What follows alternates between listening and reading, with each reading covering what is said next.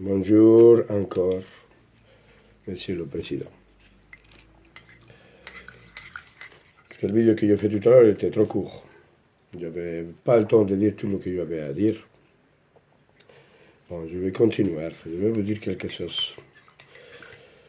Je voudrais vous poser des questions. J'aimerais bien, si c'est possible, si c'est vrai que vous êtes le tout-puissant ici, voir si cette vidéo arrive jusqu'à chez vous et vous l'entendez.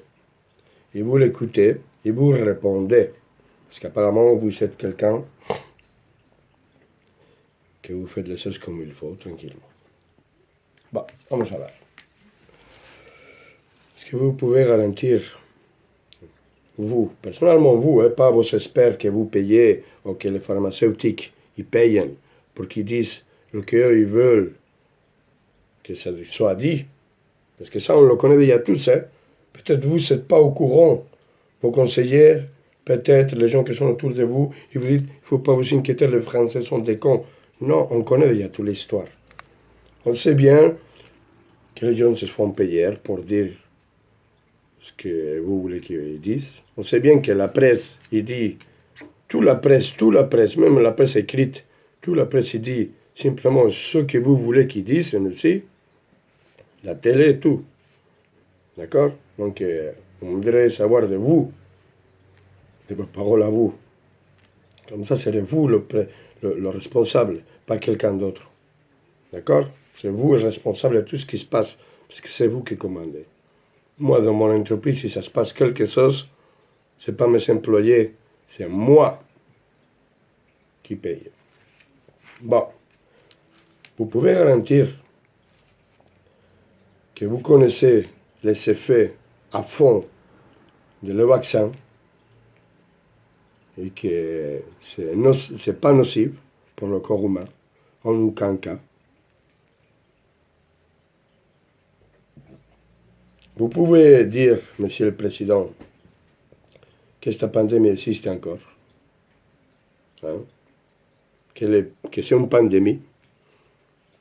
Il n'y a même pas 4 millions de morts dans le monde, hein. 4 millions de morts en 2 ans. D'accord? Je pense que la famine, elle tue plus de gens en un seul mois que cette pandémie en pratiquement 2 ans. Vous le savez.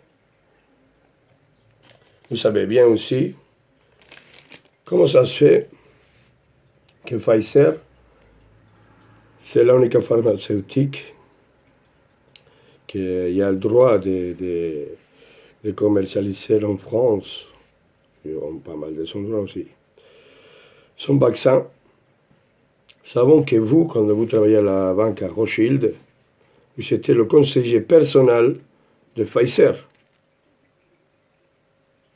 Vous pouvez nous prouver que vous n'êtes pas en train de gagner beaucoup d'argent avec tout ça. Vous personnellement, hein, pas la présidence. Vous, monsieur, comme homme physique. Vous pouvez nous prouver que vous ne gagnez pas d'argent avec tout ça. Et que vous mettez l'argent là-bas peut-être à Panama. On des endroits comme ça. Est-ce que vous pouvez nous garantir tout ce que vous êtes en train de nous obliger à faire? Parce que vous avez dit, je ne rendrai pas le vaccin obligatoire. Mais pour l'instant, c'est obligatoire, parce que si on veut vivre, on doit avoir le vaccin. Voilà. Si les commerçants ils vont vivre, il faut que la population se vaccine.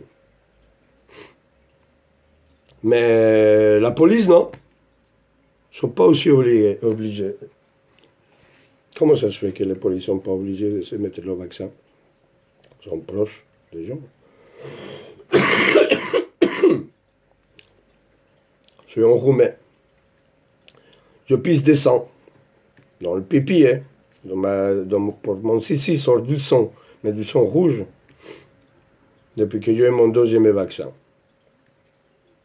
C'est venu comme ça, du jour au lendemain. Un gars sportif comme moi.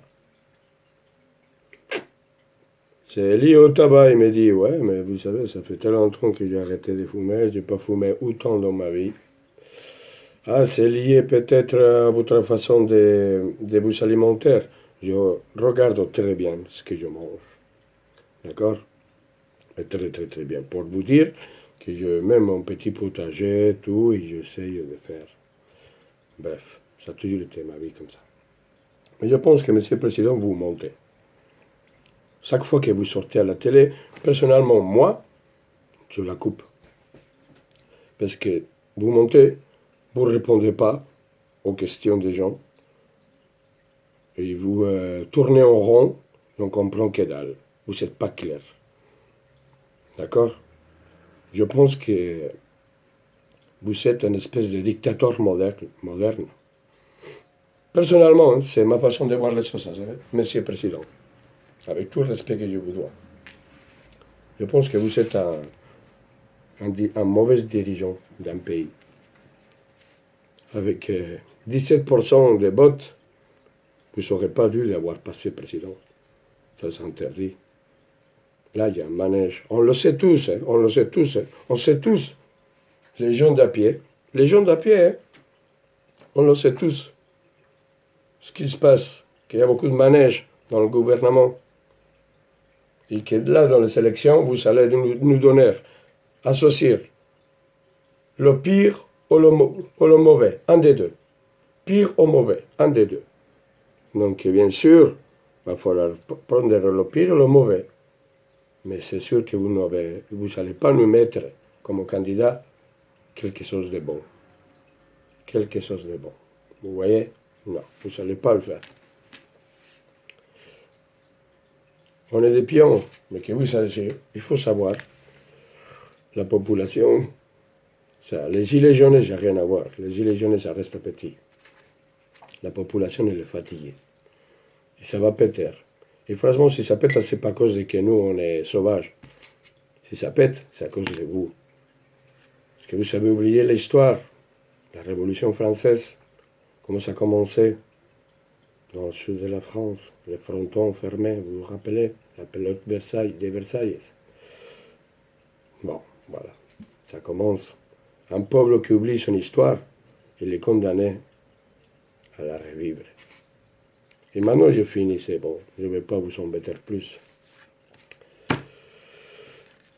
Mais que vous sachiez que c'est de votre faute à vous, personnellement à vous, pas à la présidence, pas à la Moncloa, non, à vous, personnellement, monsieur.